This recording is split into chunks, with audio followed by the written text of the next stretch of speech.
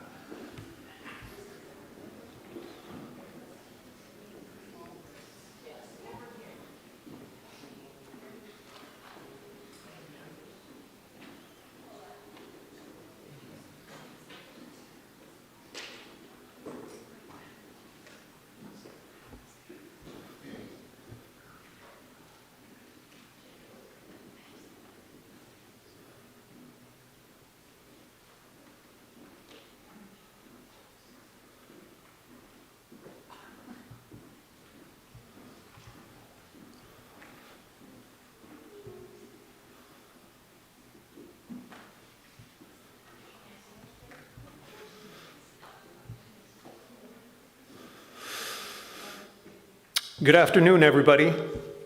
Welcome, and thanks for joining us today. My name is Gordon Grove. Now, I'm not a preacher, nor am I a teacher, nor an orator of any kind of repute, but I'm a very long time a resident of a little place called Deer Park, where I grew up with a set of wonderfully fascinating characters I'll call the Parkin kids. And at the center of this sizable family of unique individuals was their mom, Kay, a wonderfully fascinating, memorable, and influential character in her own right. And, of course, the person whose life we've gathered here to celebrate today. So sit back and let the spirit of Kay Parkin reside here among us for a while, in our minds and in our hearts, as we offer up this tribute to her extraordinary life, beginning with this Salish prayer and song from daughter-in-law Lorraine and family.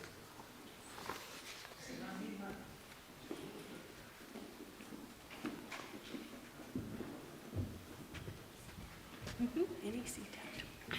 A little kid top. I love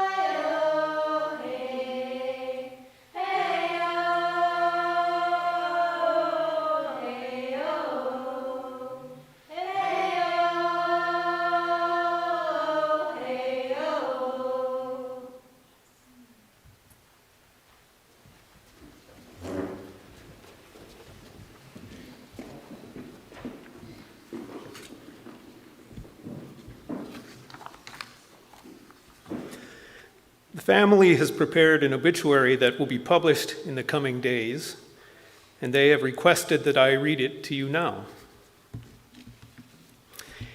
Kay Parkin passed away on December 1st, 2025, at the age of 88.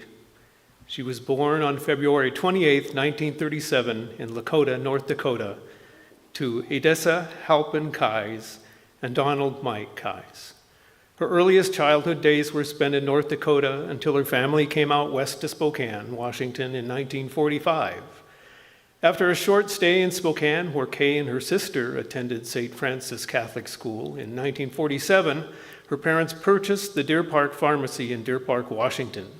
Deer Park became her true home then, and she graduated from Deer Park High School in 1955. She married the first love of her life, Stephen Parkin, on October 17, 1953. They initially moved to Utah for work opportunities and later returned to Deer Park, where they settled for good. Their first little girl was followed by 6 boys over the next 11 years, and finally a last little girl who tragically passed away at birth.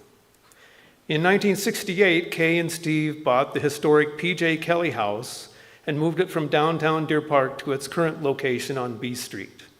Also in the late 1960s, with help from Kay's parents, Kay and Steve purchased the Western Auto Hardware store in Deer Park, with Steve running the store and Kay focusing on homemaking and taking care of the children. Their home was always full of kids, cats, dogs, and other critters.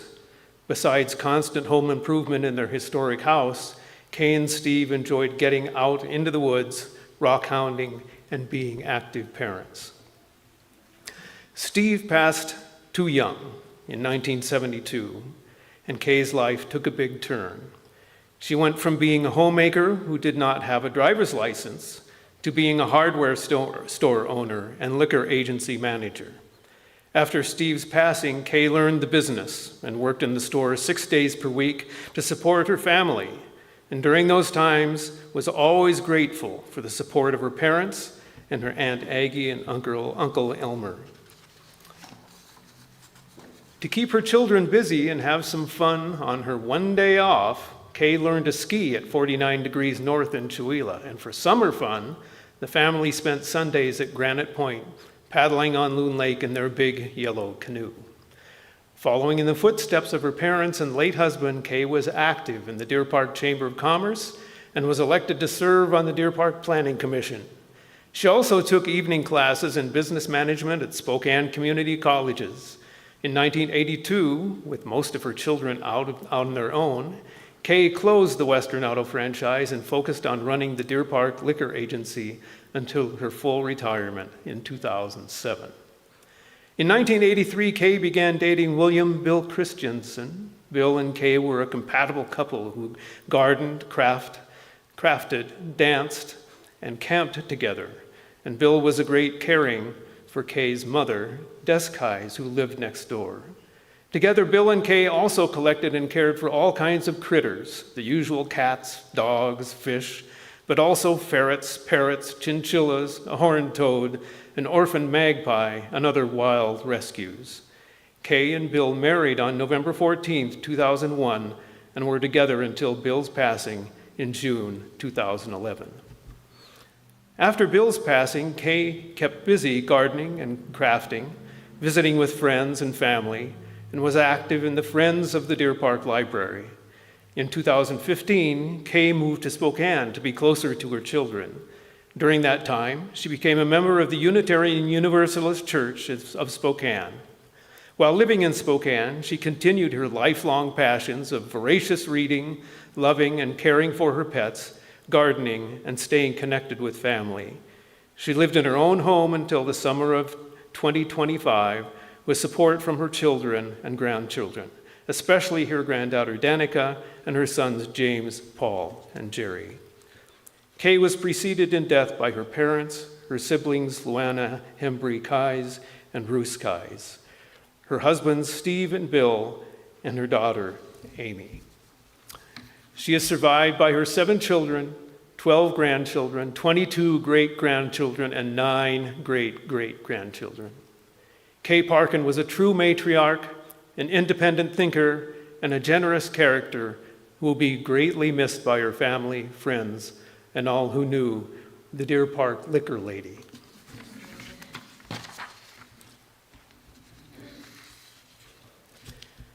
The prayer for peace, known as the Prayer of St. Francis, was a favorite hymn of Kay's when she was active at St. Anne's Catholic Church in Deer Park.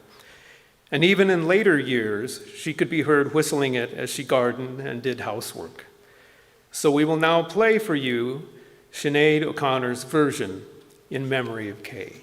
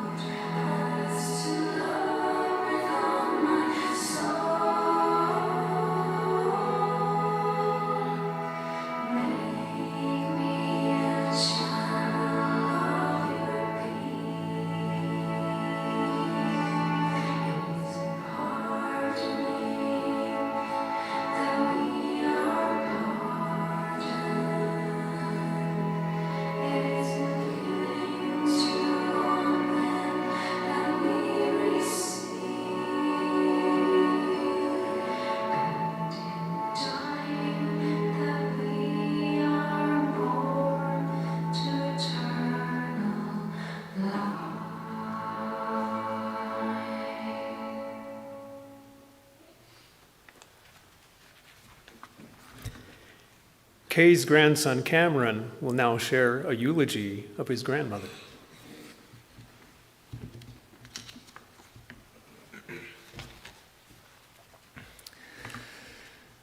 We offer this eulogy of our mother, grandmother, and granny as a series of snapshots that show her unique character.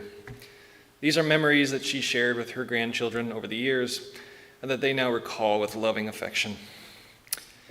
Kay was born at the maternity home in Lakota, North Dakota. When the staff brought Kay to her mother, Des, she took one look at the pale, white-haired infant and said, "That's not my baby." The staff retorted, "Well, she's the only baby here, so you have to take her." When the staff left the room, Des pried open Kay's eyes to make sure she wasn't an albino. Des and Mike were going to name their baby Kay, but when the priest heard the name, he was quick to let them know that Kay wasn't an appropriate name for a proper Irish Catholic girl. So she was officially named Kathleen Ann, but then called Kay for the rest of her life. Kay had poor vision early in life and received glasses at a young age, before they were available to most children. She would often reminisce about wearing her glasses for the first time and realizing that the sidewalks had cracks, and that was what the rhyme, "Don't step on a crack or you break your mother's back," was all about. She realized that the trees had individual leaves. It was a whole new world. However, being an early adopter of a new technology wasn't easy. Even in her 80s, Kay would tell the story of a mean little girl who would call her Kathleen Gasoline, Little Miss Four Eyes. And that may be why Kay was forever on the side of the underdog and did not tolerate bullies. Kay was an avid reader in childhood, and that continued until she developed macular degeneration in old age. In her child-rearing years, reading was a respite from life's daily demands. She would become so engrossed when reading that her children would sometimes suggest that she sit and read in hopes that they could carry out whatever illicit plans they had made. She loved reading all types of things, nonfiction and fiction alike, as well as magazines like Mother Jones, The Nation, Church and State, and Scientific American, as well as medical texts like the Merck Manual. If anyone in the family had a new medical diagnosis, she was likely to pick up a book and learn more. The combination of her reading and being raised by a pharmacist and a nurse made her a wealth of knowledge about medical conditions. She often fielded calls about her grandkids' and great-grandkids' ailments. She frequently credited her parents' experiences, stating that Mom would diagnose and Dad would prescribe. Kay was very proud that her children and grandchildren that chose to continue in the nursing profession like her mother Des. Kay spoke about her parents, especially her mother, with reverence until the end of her days. Kay loved to tell a story of sharing a room with her sister Lou. Kay would turn out her bedside lamp and try to go to sleep, and Lou would keep her light on while carefully working her hair into pin curls, taking breaks to chew at her fingernails. So Kay would turn her light back on and start reading again, and then Lou would promptly turn out her own light and get into bed and call out, "Mother, Kay won't turn out her light so I can go to sleep." Later in life, when Lou's hair turned gray, she began dyeing it red. Kay's hair turned from blonde to white. With great affection, Kay's children started referring to Lou as the Red Witch and Kay as the White Witch. Kay was committed to her family, both immediate and extended. She hosted many family gatherings through the decades, always welcoming her family's in-laws and friends to join in. If someone didn't have a place or a plan to celebrate a holiday, they were always welcome into the fold and the chaos. And that's chaos spelled K-A-Y-O-S. The invitation to join a gathering was usually accompanied by her saying, "Come early and stay late," and she really meant it. Most gatherings had at least 3 generations in attendance, lots of food and beer, and passionate discussion about current affairs, religion, and politics. Cousins ran wild together in the haze of secondhand smoke, and pets took advantage of the distraction. One Christmas, her basset hound Chester, who could also open the refrigerator, stole the ham off the table. Kay was furious and wrestled the ham from him, which her adult children felt was quite unnecessary, as no one wanted to eat the ham now, but she shouted that it was a matter of principle. Kay loved animals from a young age, beginning with her first dog, Blondie, when her family lived in North Dakota. During childhood, she dreamed of becoming a veterinarian. While that dream was never realized, she did always have a house full of pets: dogs, cats, lizards, fish, rabbits, parrots, a hedgehog, a chinchilla, and ferrets. At one point, there was a cat that lived mostly on top of the refrigerator. Any grandchild that stayed the night during the 90s likely had their toes nibbled by a ferret as their wake-up call in the morning. The ferrets would come running when Kay would yell, "Butter, butter." Most that knew Kay were aware that after her husband Steve's death, her vocabulary became quite colorful. She continued to curse like a sailor into her 80s. When Kay's great-granddaughter, Maria, was about 4 years old, someone asked her what her granny's dog name was, and Maria solemnly responded, "God damn it, Barry." Kay was often irreverent, a bit eccentric, and genuine. Her commitment to her family showed up through her presence and generosity. Kay attended grandchildren's sporting events, concerts, piano recitals. If someone had an unlucky streak, she would help fix the car, buy a new washing machine, or pay for dental work. She wrote checks to help with college, down payments on houses, and business ventures. She washed laundry for those in college and returned it neatly folded. Adult children and grandchildren were welcome to move in with her when needed. Kay cared deeply about the next generation's success, and she was known to say, "Everybody needs a little help sometimes." She applied this not just to her own children and grandchildren, but to her community and the world. Kay consistently donated to charities that fulfilled her values through their work. She protested against the Iraq War, was a proud ACLU member, and kept a sticker that said, "Migration is beautiful," on her front window to show her support for immigrants. Kay also connected with mothers and parents through the years, offering encouragement and wisdom. She knew that every child was a unique being. 6 boys in a row, each brought their own personality and temperament.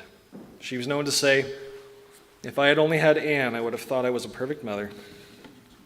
Kay would also have often quote her own mother saying, "Children are rotten," which was meant to reassure parents that whatever was happening was normal and would all be okay in the end. Kay began her tenure as a grandmother being called Grandma Kay.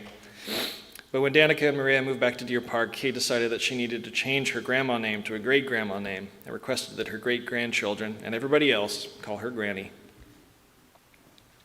It was well known that Kay loved food, and especially sweets. Steve used to love a particular cookie that Kay would make, which involved making the dough, forming it into a log to be refrigerated, and later slicing it into rounds to be baked. One day, Steve asked if she could make the cookies while he was at work. Kay agreed and made the dough. However, throughout the day, she kept slicing off pieces and eating it. By the afternoon, she'd eaten all the dough, and there were no cookies. When Steve asked if she had made the cookies, she simply said that she'd ran out of time and would do it tomorrow. Fast forward a few decades later, and her second husband, Bill, would hide his sweets and snacks from her in different locations in the house and garage so that he could savor them over time, unlike Kay, who would eat them all up. Luckily, Grandpa Bill let the grandkids know where his secret stashes were. All in all, Kay did not have an easy time of things. In the beginning of her adult life, her large family struggled with finances and was devastated by Steve's illness and early death. It was very difficult for her to be widowed with 5 young children, still in the house, and to learn to operate a business in a male-dominated industry. She had to work long hours away from home and still provide for her best help and guidance to her children. But she persevered. With the help of her parents and family, she rose to the occasion, remained a homeowner, and carried forward the legacy of her grandparents and parents. Kay came from a family that valued investing forward in the next generation, and she played her part in that, supporting her children, grandchildren, and others to the best of her means and ability. In this family tradition, we look to our grandchildren as the great promise and potential of our lives. But, by any measure, Kay kept that legacy going, as evidenced by her 12 successful and caring grandchildren, who have been nurtured by their parents and are now carrying forward this very same legacy. In speaking about her death, Kay always told her family that she wanted Amazing Grace played on the bagpipes. Ever the smart asses, her sons suggested that Ding Dong, the Witch is Dead, might be more appropriate, to which she would roll her eyes and laugh. In later years, she told Maria, "At my funeral, it's not going to be some mopey party. We're going to have ice cream."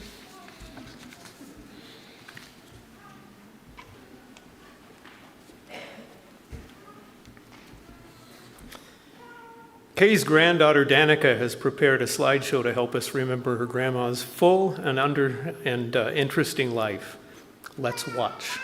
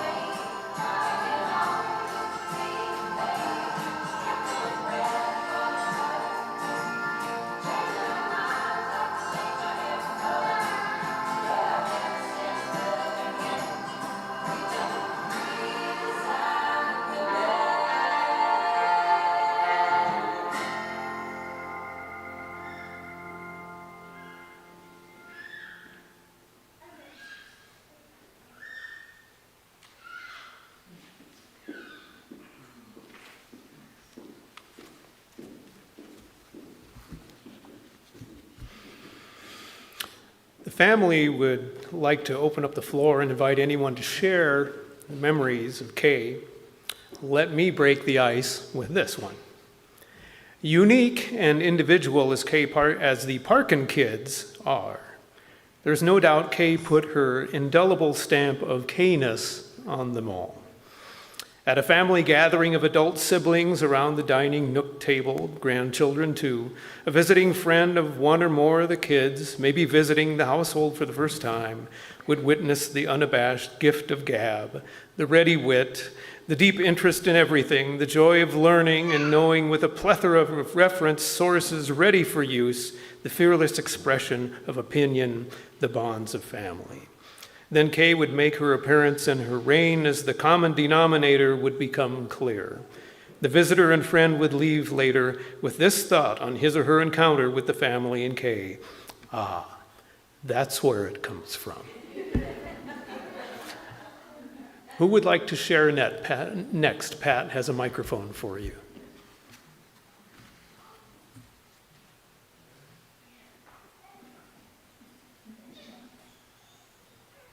Well, then I'll go with it. When I was young, after she had a few children, she seemed to me to be very risk averse. And for example, we would often, for recreation that was inexpensive, go driving out in the country, the national forests. And my father was very adventurous, and we would be not just back roads, but high roads, roads on the edge. And I remember one time we were up by near Newport along Sheep Creek, and the road was pretty high.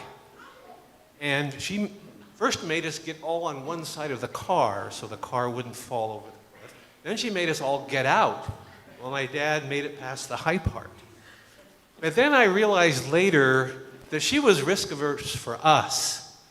And after Dad passed, she would take every risk that she could to make sure everything came out all right.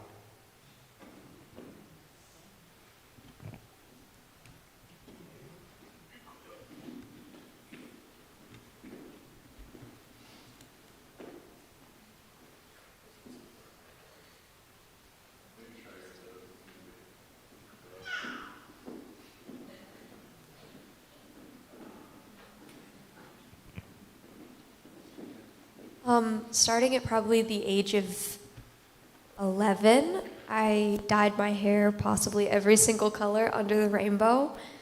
And every time I would come home with a new color, she'd look it up and down, she'd go, "You look nice." But to each his own, said the old lady as she kissed her cow. And I think it taught me a very polite way of allowing others to exist, even though I think they're crazy.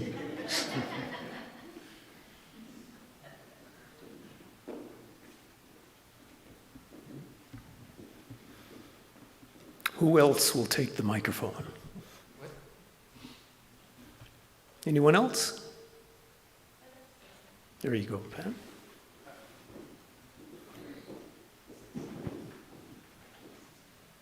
Thanks. I knew Kay through Lorraine and Chris. I'm Lorraine's sister,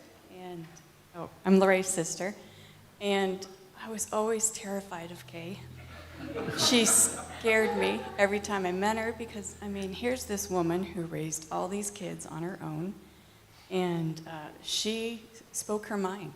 She let you know exactly what she thought of you and what your actions, what you were doing. And it was shortly after Lorraine and Chris got married. We were at my parents' house, and the alcohol was flowing, and of course I was underage.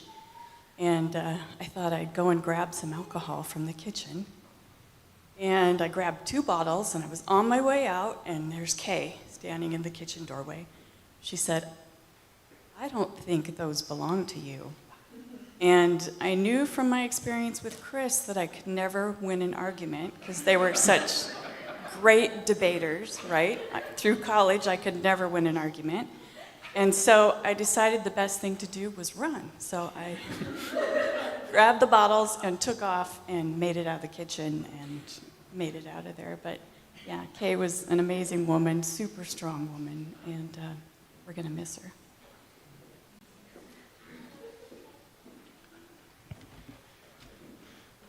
Who else? Raise your hand.